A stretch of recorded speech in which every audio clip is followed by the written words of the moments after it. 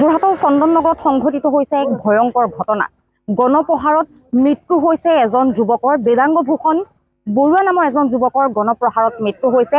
আৰু দেওবাৰে নিশা বিহু অনুষ্ঠান চন্দননগৰত অনুষ্ঠিত হৈছিল আৰু বিহু অনুষ্ঠানৰ সমীপতে সংঘটিত হৈছিল এই ভয়ংকৰ ঘটনাটো।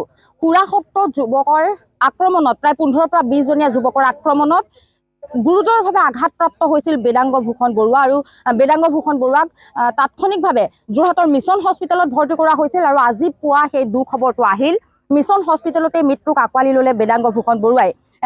ইতিমধ্যে ইয়াত উপস্থিত হৈছে সি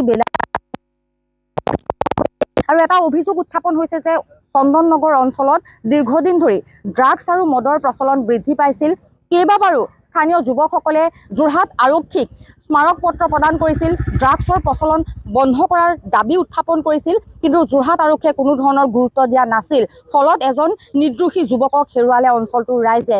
বন্ধুবৰ্গ ইয়াত উপস্থিত আছে, যথেষ্ট দুখিত হৈ আছে, ক্ষোভ আছে আৰক্ষীৰ ওপৰত। মই কিছু কথা পাতিবলৈ চেষ্টা কৰিম, যিহেতু এক ভয়ংকৰ ঘটনা সংঘটিত হ'ল। বেদাংগ ভূষণ বৰুৱা নামৰ যুৱকজনে মৃত্যুক আঁকোৱালি ল'লে। গণপ্ৰহাৰত বেদাংগ ভূষণ বৰুৱাৰ মৃত্যু হ'ল। বেদাংগৰ বন্ধুবৰ্গ আছে, মই কিছু কথা পাতিম চন্দননগৰৰ।